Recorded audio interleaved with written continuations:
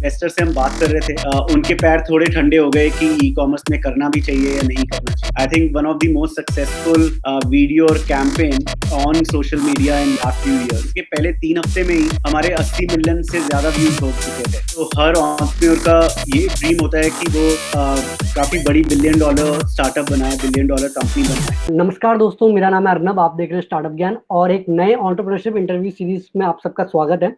आज हमारे साथ मौजूद है हितेश डिंगरा सर, जो कि एमडी एंड को-फाउंडर है द मैन कंपनी के। इससे पहले भी इन्होंने 3 सक्सेसफुल स्टार्टअप चलाए हैं, तो हम जानने की कोशिश करेंगे कि सीरियल एंटरप्रेन्योर की जर्नी कैसे होती है, कैसे वो उन्होंने इतना बड़ा ब्रांड बनाया, आयुष्मान खुराना को साइन करने के बाद क्या उनको फायदा मिला और आप भी कैसे अपनी कंपनी सेटअप कर सकते हैं। तो इस इंटरव्यू के थ्रू आपको काफी सारी लर्निंग्स मिलने वाली है, तो वीडियो को आखिर तक देखना। और हम हितेश डिंगरा सर को वेलकम करते हैं। Welcome sir. Thank you Arnab, thanks for having me here. Sir, पहला और जो सबसे इम्पोर्टेंट क्वेश्चन है कि अभी आपने 1 साल पहले आयुष्मान खुराना को साइन किया था द मैन कंपनी में। तो सर उसका एक्चुअल में इम्पैक्ट क्या हुआ? क्योंकि आजकल जब भी हम द मैन कंपनी सोचते हैं, हमको पता होता है कि आयुष्मान खुराना उसका ब्रांड एम्बेसडर है। एक्चुअल आपका बिजनेस में क्या इम्पैक्ट आया उससे? नहीं, आयुष्मान खुराना को साइन करने का मतलब it took us almost 1 year to take that decision, because हम लोगों को ये था कि हम 5 साल हो गए हमें ऑपरेट करते हुए।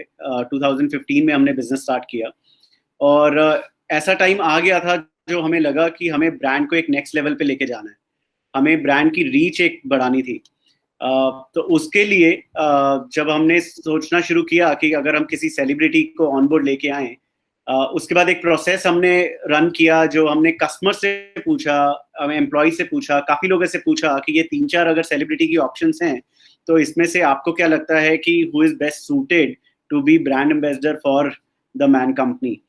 और ऑलमोस्ट 78% लोगों का आया कि Ayushmann Khurrana, right. So that's when we started the process. हमने आयुष्मान खुराना की एजेंसी है यशराज फिल्म्स, उनको कांटेक्ट किया, उनसे बात शुरू की और जब उनको हमने आइडिया शेयर किया कि हम ये करना चाहते हैं, ये बिजनेस हमारा ये है, लेकिन आपके साथ हम ये ब्रांड स्टोरी पे ज्यादा इन्वेस्ट करना चाहते हैं, ना कि बाकी ब्रांड्स और बाकी प्रोडक्ट कंपनीज की तरह हैं जो कि सिर्फ एक प्रोडक्ट लेके और उसके बेनिफिट्स बता रहा हो। So as a brand we have always believed in story telling और हमें लगता है कि आयुष्मान की भी जो यूएसपी है वो स्टोरी टेलिंग है, राइट। कि जो उसने मूवीज की, तो he is also kind of disrupting the space he is in, और हम भी डिस्टरप्ट कर रहे हैं एफएमसीजी की स्पेस, पर्सनल केयर की स्पेस।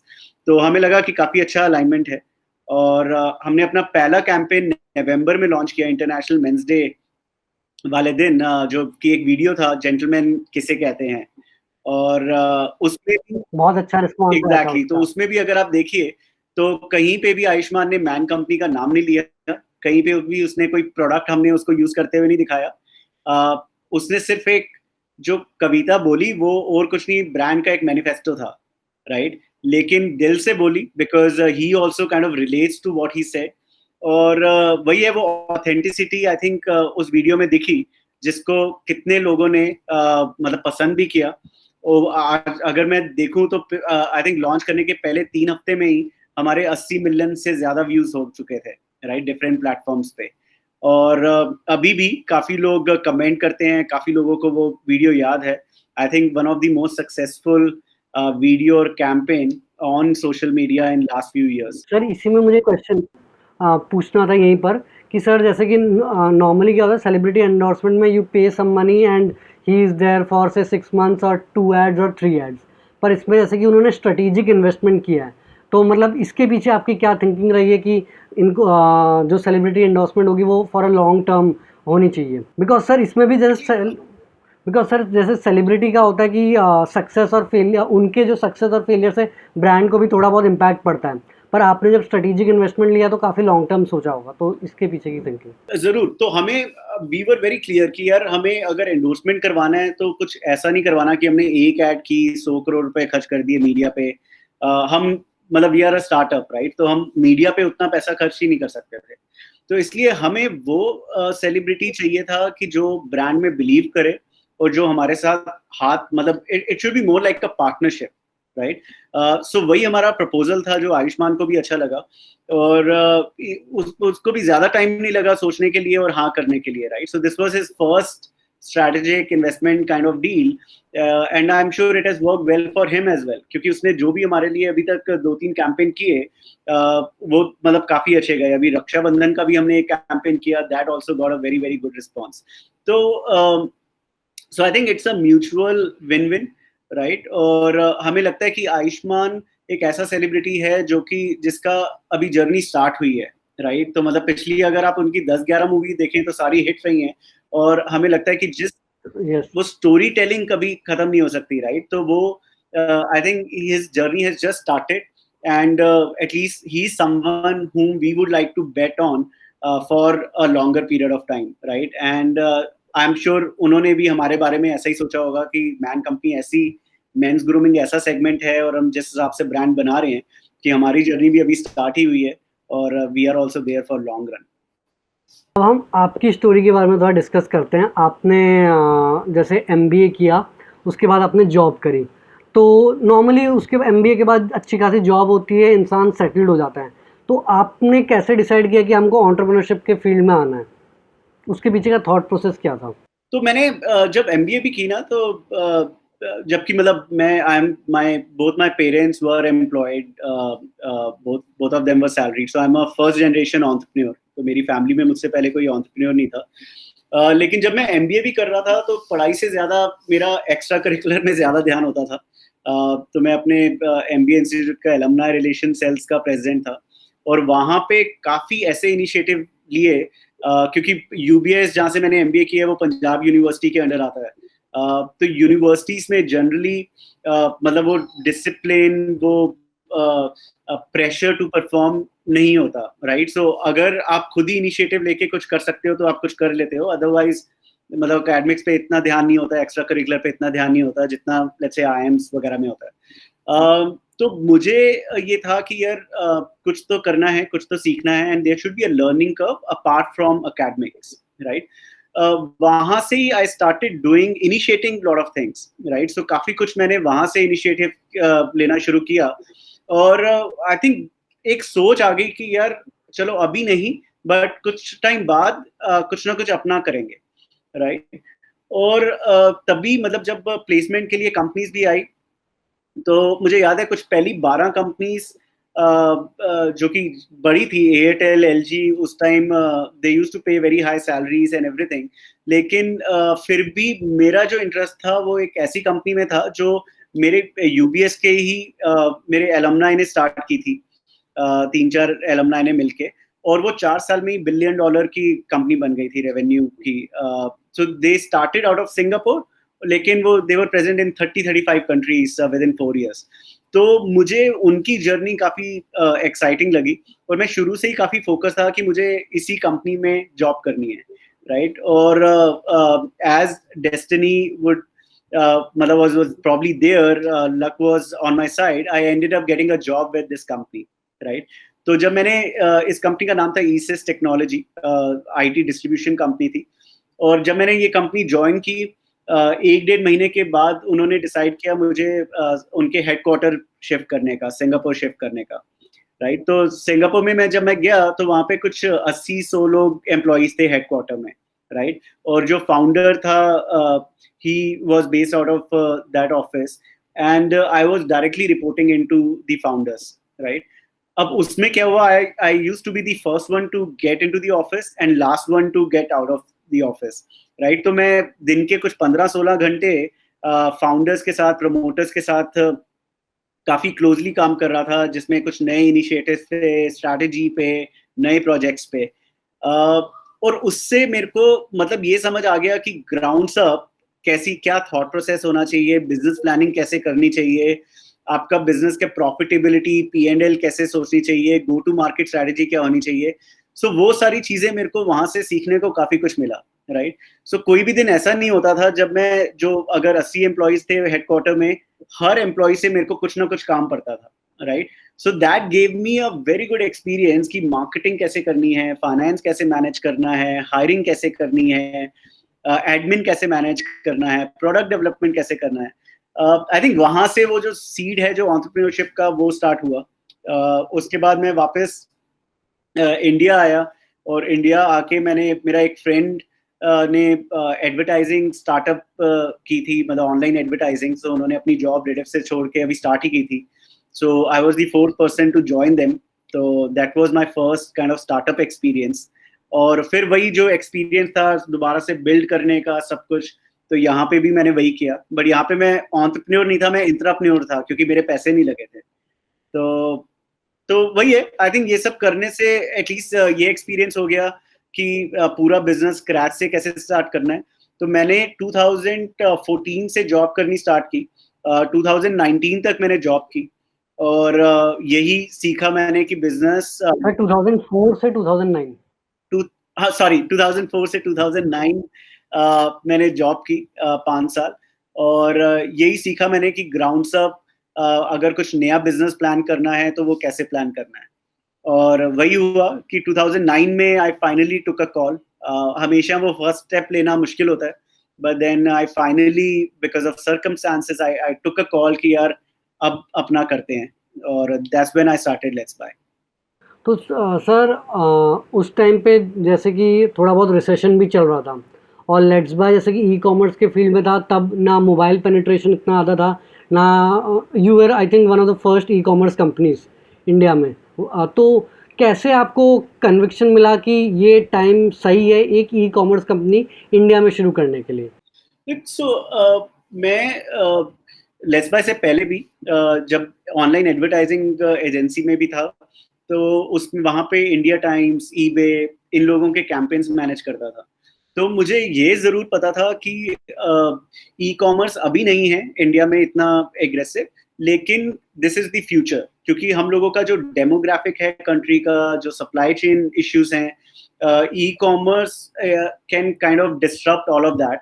एंड एक एफिशिएंट वे है to for customer to kind of get the product delivered to his home without stepping out, और for a brand owner एक बहुत ही एफिशिएंट और डायरेक्ट टू कंज्यूमर जाने का एक साधारण है। सर जैसे आपने लेट्स बाय शुरू किया और वो फिर बढ़िया से चलने लगा, बट फिर फाइनली आपने क्यों डिसाइड किया फ्लिपकार्ट को बेचने के लिए? क्योंकि अब अगर अभी आप देखेंगे e commerce still is the biggest startups in India, e commerce startups. तो तब आपने क्या सोच के सेल किया लेट्स बाय को? लुक, सो आई थिंक जब भी आप स्टार्ट करते हो, अब आप अपनी स्टार्टअप बेचने के लिए स्टार्ट नहीं करते, राइट? तो हर एंटरप्रेन्योर का ये ड्रीम होता है कि वो काफी बड़ी बिलियन डॉलर स्टार्टअप बनाए, बिलियन डॉलर कंपनी बनाए। But then I think you have to be practical enough, because आप कई सर्कमस्टांसेस होते हैं जो आपके कंट्रोल में होते हैं, और काफी होते हैं जो आपके कंट्रोल में नहीं भी होते, राइट? तो लेट्स बाय हमने कुछ आई थिंक 2011 में हमने कुछ 1300% ग्रो किया। So business was growing well, team भी काफी बड़ी हो गई। आई थिंक ई कॉमर्स में, इलेक्ट्रॉनिक्स में जिस कैटेगरी में हम थे, so we became almost at same level as Flipkart, और फ्लिपकार्ट ने हमसे आई थिंक काफी ज्यादा पैसे रेज किए थे, $100 मिलियन से ज्यादा फ्लिपकार्ट रेज कर चुका था। तो उस टाइम यही था कि हम लोग ऑब्वियसली ग्रो कर रहे थे, लेकिन हम सेकेंड राउंड अपना रेस कर रहे थे कुछ $40-45 मिलियन का, और 2-3 इन्वेस्टर से हमारी काफी एडवांस स्टेज पे बात चल रही थी। इनफैक्ट एग्रीमेंट स्टेज तक आ गई थी बात। लेकिन चाइना में एकदम से रिसेशन आया, और सारी ई कॉमर्स कंपनीज जो थी, दे उनकी जैसे एक कंपनी थी JD.com, जिसकी वैल्यूएशन मतलब $5 बिलियन पे उन्होंने 100-200 मिलियन उठाए थे, और जैसे ही रिसेशन आया वो 5 बिलियन से वैल्यूएशन डाउन होके उनकी $1.5 बिलियन हो गई, राइट? तो उसकी वजह से क्या हुआ कि यहाँ पे भी जिन इन्वेस्टर से हम बात कर रहे थे, उनके पैर थोड़े ठंडे हो गए कि ई कॉमर्स में करना भी चाहिए या नहीं करना चाहिए, मतलब ये राइट टाइम है या नहीं है। So one of them kind of decided to back out कि यार अभी हम नहीं कर सकते। तो और सिर्फ लेट्स बाय में नहीं, उन्होंने 2-4 और उनकी कंपनीज जो इवैल्यूएट कर रहे थे, सबसे लास्ट स्टेज पे बैकआउट कर दिया कि हमें अभी ई कॉमर्स में नहीं करना। तो उस स्टेज में क्या हुआ, ऑब्वियसली मतलब काफी रेप्यूटेड इन्वेस्टर था जिसने बैकआउट किया। तो हम बाकियों से भी बात कर रहे थे, लेकिन we were running out of cash, right. So company में पैसा उतना नहीं था, तो हमें डिसीजन ये लेना था कि हम जो हमारे 400 एम्प्लॉइज हैं उनमें से या तो मतलब 200-250 लोग कम करें, राइट, खर्चा कम करें, पिवट करें, कुछ और बिजनेस मॉडल करें और कम स्केल पे ही चलाएं, राइट. और दूसरा डिसीजन ये था कि अगर हम किसी बड़ी कंपनी से बात करें, जैसे अमेजोन उस टाइम सोच रहा था इंडिया में आने का, उन्होंने जंगली लॉन्च किया था अपना सर्च इंजन, और तो they were working on their strategy. तो और दूसरा ये था कि फ्लिपकार्ट ने काफ़ी बड़ा राउंड रेस किया था. तो फ्लिपकार्ट में हमारे 2 इन्वेस्टर्स कॉमन थे, तो उन्होंने बोला कि फ्लिपकार्ट से हम बात करवा सकते हैं अगर आपने बात करनी है और इवैल्यूएट करना है.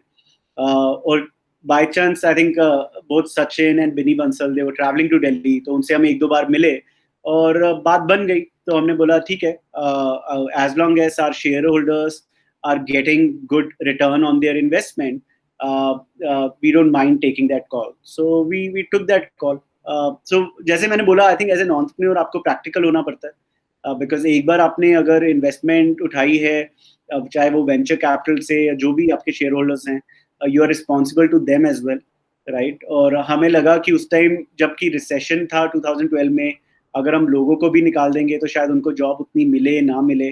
सो we decided to take this call और तभी हमारी डील हो गई. आई थिंक जिस दिन हम पहली बार मिले होंगे और डील क्लोजर में मुश्किल से 3 हफ्ते लगे होंगे. तो सर ये आपका लेट्स बाय में फिर आपको एग्जिट मिला, उसके बाद फिर ट्रूली मैडली आया, तो फिर अगेन ये भी उस टाइम में इंडिया में ऑनलाइन डेटिंग इतना पॉपुलर नहीं था. फिर आपको कैसे कन्विक्शन था कि अब इससे मतलब, और दोनों फील्ड बिल्कुल ही अलग वो है, नीश है, मतलब अलग ही सेगमेंट है, तो फिर आपने डिसाइड कैसे किया कि ऑनलाइन डेटिंग फील्ड में आना चाहिए? सो लेट्स बाय के बाद मैंने 1-1.5 साल का ब्रेक लिया. सो ट्रैवल किया मैंने, मतलब मुझे कुछ रश अप नहीं करना था कि यार मुझे अब नेक्स्ट यही करना है, वही करना है. तो कुछ आई थिंक 4-5 आइडियाज थे, बट ये समझ आ गया था कुछ ऐसा करना है जिसमें कैपिटल आपका मोट नहीं है. मतलब सिर्फ ऐसा नहीं है कि कैपिटल है तो मतलब capital should not be a blood for your business, right. मतलब ऐसा नहीं है कि कैपिटल खत्म तो आपको बिजनेस बंद करना पड़े. E commerce somehow I think अभी भी अगर आप ई कॉमर्स देखें तो उस स्टेज में ही है, right. So it requires lot जिसके ऑफ पास ज्यादा जिसके पास ज्यादा कैपिटल वो काफी हद तक मार्केट कंट्रोल कर एग्जैक्टली, वो पाता है. गेम अभी भी नहीं खत्म हुई. तो 2-3 मॉडल हम इवैल्यूएट कर रहे थे और उस टाइम मैं अपने एक फ्रेंड से मिला, सचिन. सो सचिन भाटिया उस टाइम मेक माई ट्रिप के मतलब पहले को फाउंडर थे, तो उन्होंने एग्जिट ही किया था. तो he was also looking for the next big opportunity. तो हम दोनों ने मिलके I think we started evaluating lot of business models. और एक फिर हमें लगा कि जो क्लासिफाइड स्पेस है वो अभी डिस्टर्ब नहीं हुई इंडिया में, आई थिंक वहां पे कुछ किया जा सकता है. फिर क्लासिफाइड्स में भी हमने डिसाइड किया कि व्हाट अबाउट वर्टिकल क्लासिफिकेशन, जैसे एक जॉब हो गया, एक मैट्रिमनी हो गया, एक second hand sale and purchase हो गया, रियल एस्टेट हो गया. तो ये 3-4 मॉडल हैं. तो हमने 3-4 मॉडल में सारे मॉडल्स में ही हमने कुछ ना कुछ रिसर्च करनी शुरू की और वहां पे हमने ये रियलाइज किया कि बाकी सारे वर्टिकल्स में फिर भी कुछ ना कुछ एक्शन हो रहा है, राइट. सो कुछ फंडेड स्टार्टअप्स हैं हु आर डूइंग वेल, जैसे OLX, क्विकर वगैरह कुछ क्लासिफाइड मतलब स्पेस में उस टाइम कर रहे थे, सेल परचेज में. Then जॉब में obviously LinkedIn and that time I think there were couple of startups जिनको फंडिंग मिली थी, अभी वो जॉब में कर रहे थे. बट एक मैच मेकिंग ऐसी स्पेस था जहाँ पे जीवन साथी, शादी और भारत मैट्रिमनी थे और तीनों में से किसी की इवन मोबाइल साइट भी नहीं थी, राइट, ऐप भी नहीं थी. तो वो हमें, और तीनों का मतलब काम करने का तरीका बिल्कुल सेम था कि वही मतलब एज, बैकग्राउंड, फैमिली बैकग्राउंड, आपका कास्ट क्या है, सब कास्ट क्या है, रिलीजन क्या है, तो वही सारे पैरामीटर्स थे मोरलेस. तो हमें लगा कि यार ये एक ऐसी चीज है विच कुड बी इंटरेस्टिंग बिकॉज किसी ने डिस्टर्ब की नहीं है. और अगर आप आज 25-26 साल के किसी लड़के या लड़की से पूछो तो शायद वो रिलीजन और कास्ट पे उतना बिलीव नहीं करते, राइट. मतलब they want to make their own decision. So किसी से मतलब they want to fall in love and then get married to that person. That's the first preference, right, for most of the 25-26 year old guys today. लेकिन अभी वो opportunity सबके पास नहीं है, right? क्योंकि आई थिंक एज एन मतलब Indians are not very extrovert, right? So हम लोग खुद मतलब इनिशिएटिव हाई हेलो करेंगे, बट उसके आगे मतलब not all of us are very very extrovert. तो इसलिए मतलब वो जबकि लव मैरिजेस बढ़ रही थी, लेकिन there was no platform to kind of provide for let's say relationship which is beyond caste and religion, right? So हमें लगा, हमने काफी लोगों से बात की, तो हमें लगा कि यार गेम बन सकती है, मतलब could be an interesting play. So that was the idea behind truly madly. जबकि मेरा या सचिन का कोई भी एक्सपीरियंस नहीं था इसमें. मतलब I am a hardcore execution operations business guy, और Sachin is a hardcore marketing brand builder. So वैसा कुछ था. तो फिर हम एक तीसरे को फाउंडर को लेके आए, राहुल को. He was also part of Sachin team at MakeMyTrip. तो वो उन्होंने फिर काम करना शुरू किया. प्रोडक्ट राहुल का कोर है प्रोडक्ट और take. So he started working on it, and then we started. I think in 2014 is when we started Truly Madly. तो सर फिर उसके बाद ट्रूली मैडली भी काफ़ी अच्छा चला. फिर आपने अगेन क्यों डिसाइड किया कि इसको अब यहाँ से एग्जिट लेके फिर कुछ और नया करते हैं, उसको कंटिन्यू क्यों नहीं किया? So Truly Madly में मैंने ऑपरेशनल एग्जिट लिया, और उसका रीजन ये था कि even after a certain point I decided कि मतलब मैं कुछ ज्यादा वैल्यू ऐड नहीं कर रहा बिजनेस में. क्योंकि ट्रूली मैडली जब एक वो प्लेटफॉर्म बन गया, उसके बाद सिर्फ ये था कि आपको कस्टमर को, मतलब customer is the wrong word, but आपको सब्सक्राइबर लाने हैं, राइट? और मैच करना है एल्गोरिथम से, and then you need to make money out of the whole match making process, right? तो उसमें प्रोडक्ट का और मार्केटिंग का रोल रह जाता है. लेकिन जो मेरा रोल था वो मतलब इतना कुछ मेरे लिए ऐसा नहीं था कि जो पूरी मेरी बैंडविड्थ ले रहा हो, right? So I was just spending 20-30% of my bandwidth there. So all three of us together decided कि ठीक है, मतलब I will take an operational exit. So मैंने वो ऑपरेशनल एग्जिट ली, और अभी भी I still remain the stakeholder. But operationally I had exited in 2015 and or 16 starting itself. और उसके बाद फिर मतलब obviously मैन कंपनी स्टार्ट की. तो सर जो द मैन कंपनी है उस टाइम पे मोस्टली जो भी कॉस्मेटिक ब्रांड्स थे वो वुमेन फोकस्ड कॉस्मेटिक ब्रांड्स थे, और क्योंकि ऐसा समझा आता है कि वुमेन ही कॉस्मेटिक्स ज़्यादा यूज़ करती है और वहाँ पर ही ज़्यादा रेवेन्यू होता है. तो तब आपको कैसे आपने सोचा कि नहीं, मैन भी यूज़ करना चाहते हैं और यहाँ पर भी इतना बड़ा पोटेंशियल है? और ऐसा नहीं कि सर आपने यूनिसेक्स या बोथ जेंडर्स के लिए ब्रांड बनाया, आपने स्पेसिफिकली पूरा अपना कन्विक्शन लगाया कि नहीं, मैन के लिए एक स्पेसिफिक अलग ब्रांड होना चाहिए. इसके पीछे का थॉट प्रोसेस क्या रहा? सो मतलब जैसे आप मेरी लेट्स बाय और ट्रूली मैडली में भी देखेंगे जर्नी, तो मुझे समहाउ ब्लू ओशन स्ट्रैटेजी जो होती है कि so blue ocean strategies की मतलब the space where no one exists, right? तो मुझे जनरली ब्लू ओशन स्ट्रैटेजी का मैं बहुत बड़ा फैन हूँ, राइट? तो मुझे लगता है कि आप जहाँ पे कुछ भी नहीं है और वहाँ पे अगर आप डिस्टर्ब करके if you can execute right, then you can play, मतलब आप अपने लिए एक जगह बना सकते हैं, राइट? जहाँ पे बहुत भीड़ है, right, already there are hundreds of players, वहाँ पे ठीक है आप कैटेगरी क्रिएशन नहीं कर रहे, you can create a brand and probably build a much larger company, right? So which is also right strategy, but somehow मुझे जो एक्साइट करता है वो करता है कैटेगरी बिल्डिंग, राइट? कि कैसे हम मतलब कैटेगरी को बिल्ड करें और साथ में अपने ब्रांड को भी बिल्ड करें, राइट? सो वही मैंने लेट्स बाय में किया, वही मैंने ट्रूली मैडली में कोशिश की, और वही मतलब मैन कंपनी के पीछे भी वही आइडिया था कि उस टाइम कोई भी ब्रांड मेन को इतना फोकस नहीं कर रहा था, राइट? सो ऑब्वियसली मतलब एक्सेप्ट फॉर जैसे कुछ शेविंग ब्रांड हो गए, या जैसे Gillette obviously the largest shaving brand, या कुछ कंपनीज थी जो डिओड्रेंट्स कर रही थी for main, like wild stone हो गया, फॉग हो गया, एक्स हो गया, और कुछ मतलब कंपनीज थी जो फेयरनेस क्रीम, या एक दो जैसे गार्नियर का एक फेस वॉश या दो face wash, 3 face wash. But there was no brand जो कि हेड टू टो मेन की रिक्वायरमेंट्स को समझ के और उनके लिए कुछ बना रहा था, राइट?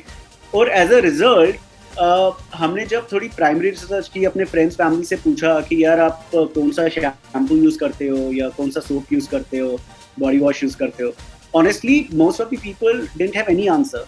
उन्होंने बोला यार जो वाइफ ले आती है वही यूज़ करते हैं, राइट? जो अगर घर में वाइफ अपने लिए सोप ला रही है या फेस वॉश ला रही है, so they are also using the same product, right? So और उसका रीजन हमें ये समझ आया कि ठीक है, मतलब शुरू से आई थिंक ये बोला जाता है कि यार शेर मुंह थोड़ा ना धोते हैं, राइट? सो बट ऑब्वियसली शेर अगर डिओड्रेंट भी यूज कर रहे हैं, राइट, शेर अगर फेयरनेस क्रीम भी यूज कर रहे हैं, तो वो लेटेंट डिमांड तो है, right? So it's just that they were not involved in the category, right? And we wanted to change that. तो हमें लगा यार कि क्यों नहीं हम ऐसा ब्रांड बनाएं जो which is completely exclusively available for main, right? हम मेन की जरूरतों को समझें और उनको, क्योंकि मतलब मेन की skin is very different than women skin, right? So कई इंग्रेडिएंट ऐसे होते हैं which are really good for men but which could be very sensitive for women, right? तो जैसे अगर चारकोल प्रोडक्ट की बात करें, राइट, सो हम लोगों की एक हीरो सीरीज है जिसमें, and we were the first one to launch 6-7 products using activated charcoal. Charcoal is a very good ingredient, but it is more suited for men's skin, right, than women's skin, right? So women's skin could be a lot more sensitive to charcoal, right? So वो हमने पूरा study करके हमें लगा कि यार men is the ideal market. There's no brand focusing on men in India. तो हम एक ऐसा ब्रांड बनाते हैं जिसमें सारे हेड टू टो जो भी रिक्वायरमेंट है वो करेंगे और we will make it accessible, right? So ऐसा नहीं कि आपको जैसे मॉल में जाके खरीदना है, आप ऑनलाइन एक क्लिक पे you can by the product. आपको रीऑर्डर, अगर एक ही प्रोडक्ट अच्छा लगता है, आप जब खरीद रहे हैं आप रीऑर्डर का भी डाल दो टाइम कि 45 डेज में यू वांट टू रीऑर्डर, आप वो भी करो साइट पे सिर्फ एक क्लिक में. So we wanted to make it as convenient, as accessible as possible. जैसे एक बहुत स्टार्टअप्स है ना, फंडिंग के यूज करके बहुत तेज से ग्रो कर लेते हैं, पर आपने अपनी कम्युनिटी बनाई, स्टोरी टेलिंग पे फोकस किया जिससे कि लॉन्ग लास्टिंग इम्पैक्ट पड़ता है. तो आप क्या बिलीव करते हैं कि क्या फंडिंग को एक डिफरेंशिएटिंग फैक्टर बनाया जाए या स्टोरी टेलिंग, कम्युनिकेशन, इन सब चीजों पे फोकस किया जाए, क्योंकि बोथ वे से ग्रोथ हम कर सकते हैं. या सो फंडिंग, मतलब हाँ, तो अगर I think lot of entrepreneur feel कि funding could be a good differentiator also. Yes sir, क्योंकि आजकल जैसे फंडिंग न्यूज बहुत पॉपुलर है कि उसने इतनी फंडिंग उड़ा ली, इसने इतनी फंडिंग उड़ाई, तो फंडिंग के पीछे बहुत हाइप बना हुआ है कि फंडिंग होगी तभी हम कुछ बड़ा कर पाएंगे और नहीं तो नहीं हो पाएंगे. तो इसीलिए सर, क्योंकि आपने बिना फंडिंग के किया है, आप बेटर एडवाइस कर पाएंगे. यार सो जब मैं लेस बाय रन कर रहा था, टू बी वेरी ऑनेस्ट, तब यही था कि यार फंडिंग उठाएंगे और फर्स्ट टाइम एंटरप्रेन्योर, ट्रैक्शन इतनी अच्छी आ रही थी, बिजनेस इतना अच्छा ग्रो कर रहा था, मतलब 70 लाख से 28 करोड़ पे पहुंच गए महीने के. तो लग रहा था कि यार सब कुछ पॉसिबल है, राइट? एकदम से कंपनी की वैल्यूएशन 200 मिलियन हो रही है या कुछ हो रहा है, तो मतलब लग रहा था कि यार फंडिंग उठाते रहेंगे और वो हो जाएगा. बट अंदर से ये भी पता था कि यार we are riding a line, right? कि मतलब इतनी फास्ट अगर आप फंडिंग उठा रहे हो, इतनी फास्ट ग्रो कर रहे हो, और मतलब आपका खुद का ही रोकना is like life threatening, right? कि अगर एक बार आपने ब्रेक लगा दिए तो आप ही सबसे पहले जाओगे, राइट? सो तो वो उससे मेरा लर्निंग एक्सपीरियंस ये था कि यार funding should never be oxygen to your business, right? So it is very important to get the product market fit. It is very important to get the organic traction of the business. After that, to अगर आपने scale करने के लिए funding उठानी है, आप उठा सकते हैं, लेकिन जब आप स्केल भी कर रहे हैं तो आप जो पैसा है, consider it as a loan, right? उसको बहुत ही जुडिशियली आप यूज करें, जिससे कि ठीक है बिजनेस ग्रो कर रहा है but you are not burning blindly. आपको पता होना चाहिए कि यार पैसा कहाँ जा रहा है और जहाँ जा रहे हैं वहां से मेरी रिटर्न ये आएगी, राइट? सो आई थिंक मैंने भी ऑनेस्टली गलती करके सीखा है, लेकिन उसके बाद से एटलीस्ट मुझे ये विश्वास रहा कि यार मैं जो भी करूंगा वो ऐसा नहीं करूंगा कि यार आज फंडिंग ड्राई हो रही है तो मेरे को बिजनेस बंद करना पड़ रहा है या बेचना पड़ रहा है, राइट? अगर फंडिंग ड्राई हो रही है तो ठीक है, I will scale down my business, लेकिन फिर भी मैं प्रॉफिटेबल चलाऊंगा। नेक्स्ट सर आता है कि जैसे आपने 3-4 स्टार्टअप किए, आप ने आपके हमेशा को फाउंडर्स अलग रहे हैं, तो एक स्टार्टअप के सक्सेसफुल होने के लिए अच्छे को फाउंडर्स और अर्ली टीम होना भी बहुत एसेंशियल है। तो हम कैसे को फाउंडर्स ढूंढ सकते हैं, या को फाउंडर्स में ऐसे क्या स्किल्स या कैपेबिलिटीज होनी चाहिए जो हमको ढूंढना चाहिए? यार आई थिंक मेरे I have been very fortunate with my co-founders. कुछ गलतियां भी की हैं, सीखे भी हैं, but otherwise I think what I have seen is कि को-फाउंडर के साथ कंपैटिबिलिटी होना is very very important. It's like a marriage, right? You end up spending, आप दिन के मतलब 15 घंटे अपने को-फाउंडर के साथ बिताएंगे अपनी स्टार्टअप में, राइट? चाहे आप सेम ऑफिस में हैं या फोन पे हैं, बट 15 घंटे आप एटलीस्ट अपने को-फाउंडर्स के साथ। So it is very important, and जरूरी नहीं है कि आप दोनों का थॉट प्रोसेस सेम हो, राइट?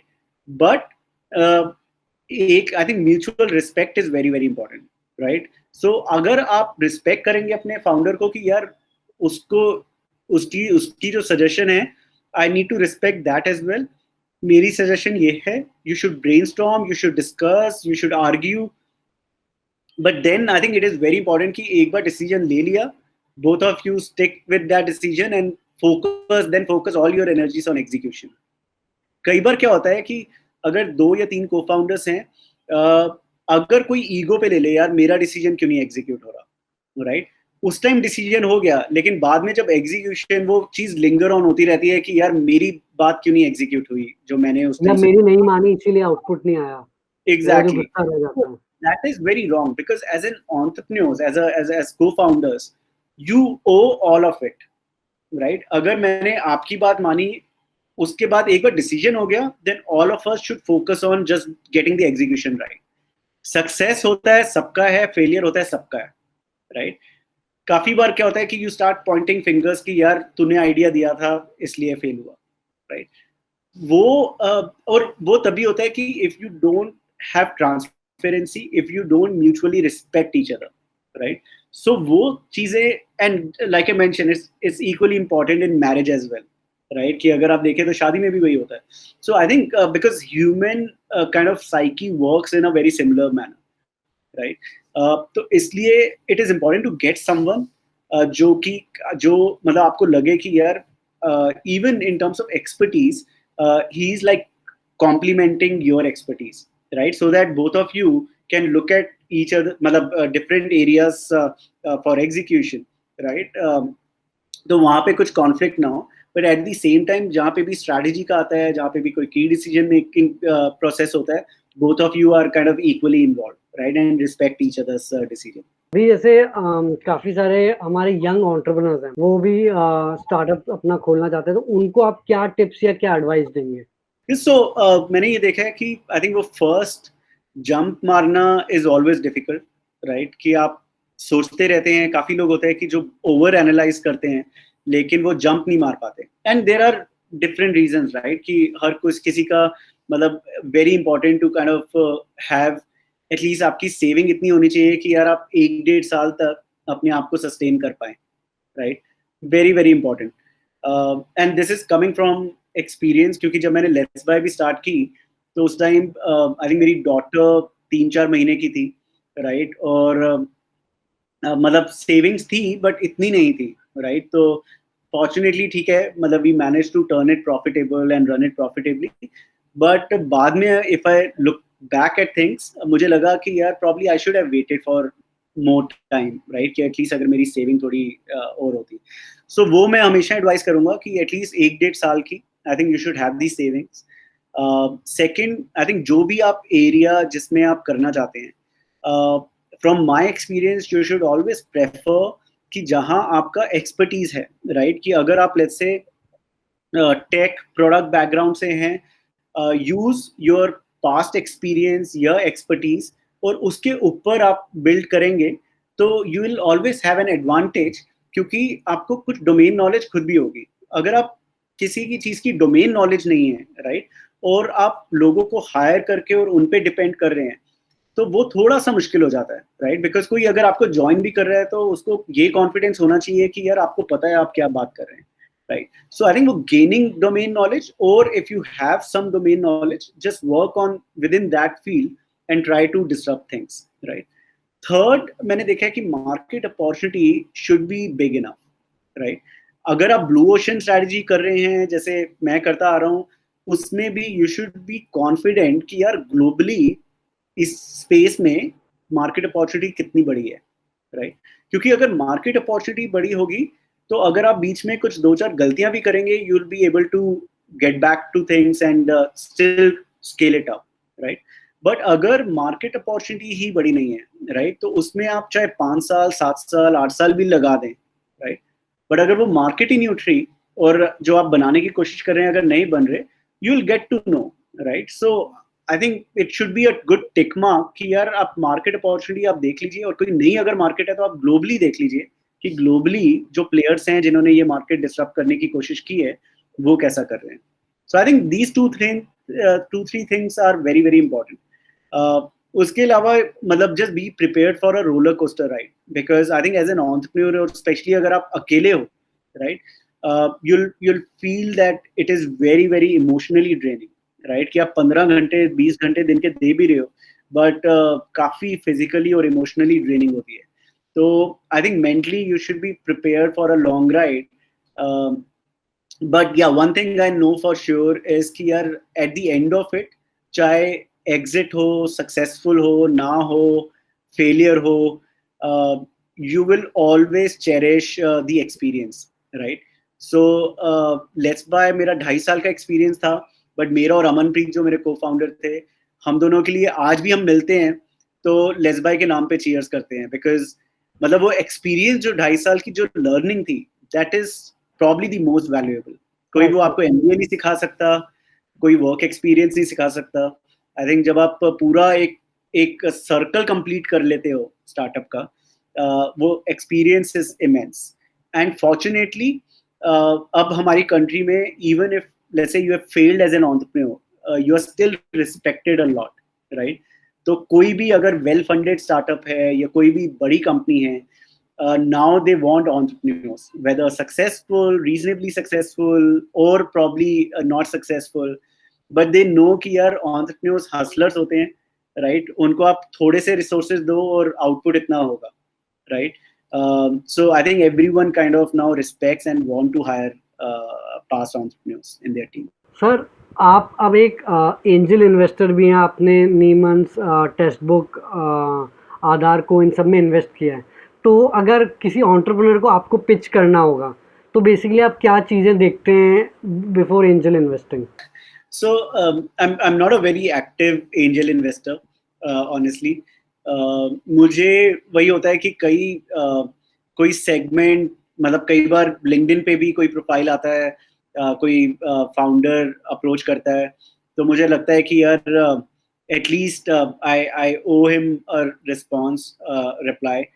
तो और कई बार बात होती है, किसी का कुछ बिजनेस मॉडल अच्छा लगता है, कुछ इंटरेस्टिंग होता है, तो then I decide to get associated with them. Most of my investment जैसे टेक्स्ट बुक में मैंने आई थिंक 2014 में किया था, और कुछ 15 मिनट की कॉल हुई थी मेरी दोनों फाउंडर्स के साथ, और उसी में मतलब I kind of committed because I really like their vision. और उस टाइम ऑनेस्टली एड टेक में इंडिया में कुछ हो नहीं रहा था, जो अब हो रहा है उस टाइम कुछ नहीं था, but still I decided to take that call and invest in them.